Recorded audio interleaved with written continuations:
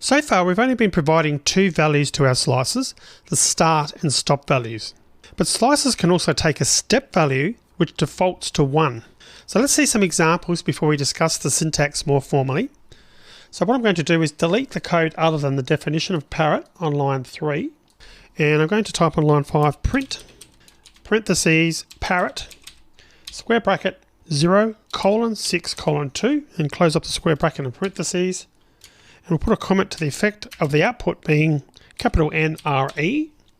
And on line 6 I'm going to type print, parentheses, parrot, left square bracket, 0:6:3 this time, then right square bracket and parentheses, and a comment, the output should be NW.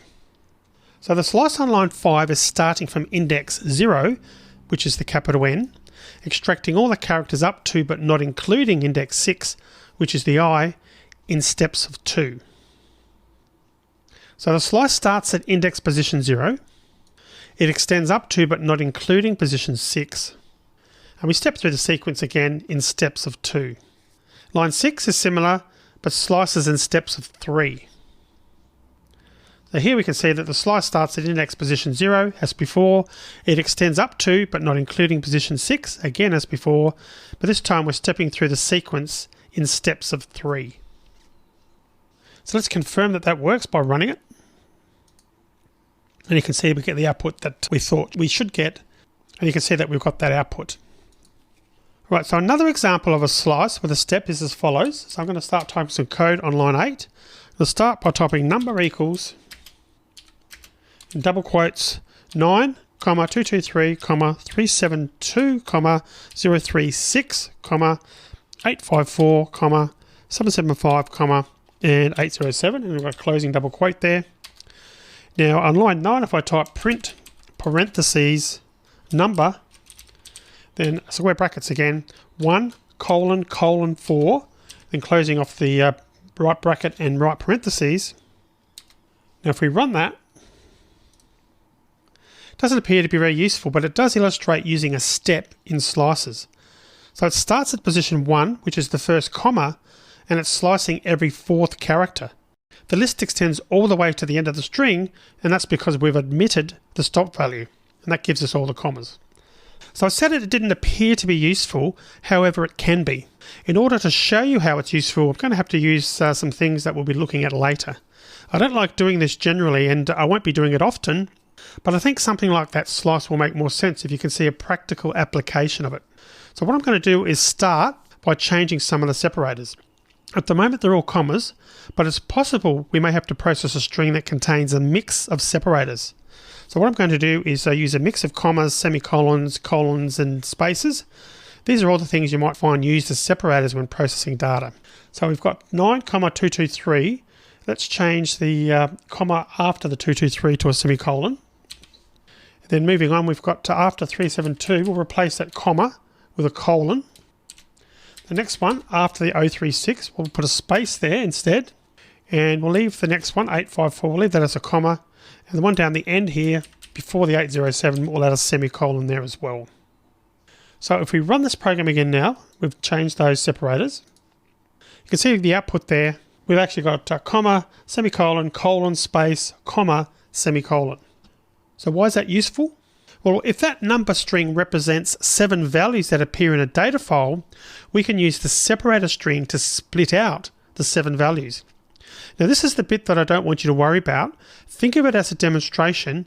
It's all stuff that you'll be learning about in later videos. So what I'm going to do is start by binding a variable to the slice instead of printing it out. So I'm going to change line 9 there. Instead of print, we're going to type separators is equal to, and I'll just remove the parentheses on the end there.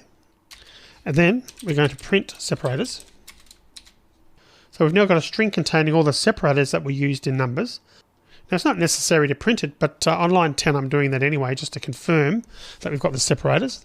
And obviously that should work because we've just only made a small change there by binding it to the separators variable.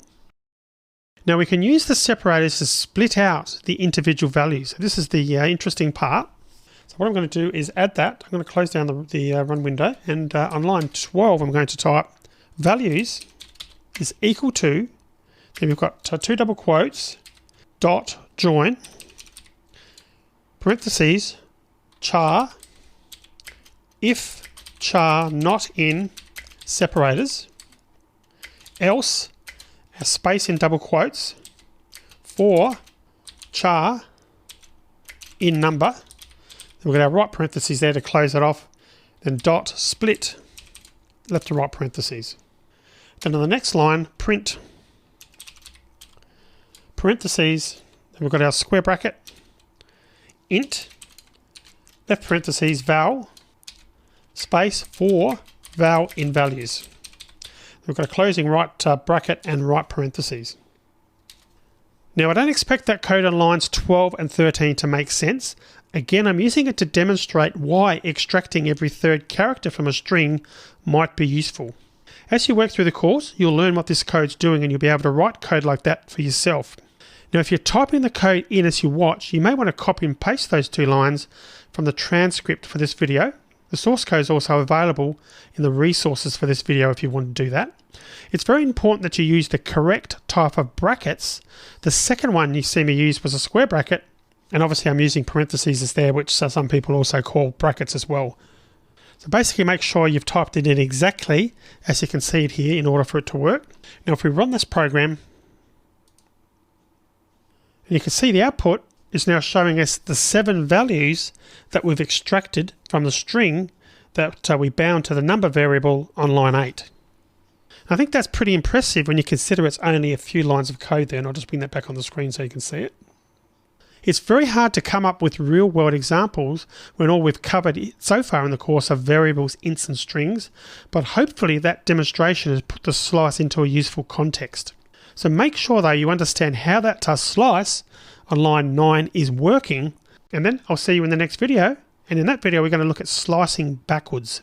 See you in the next video.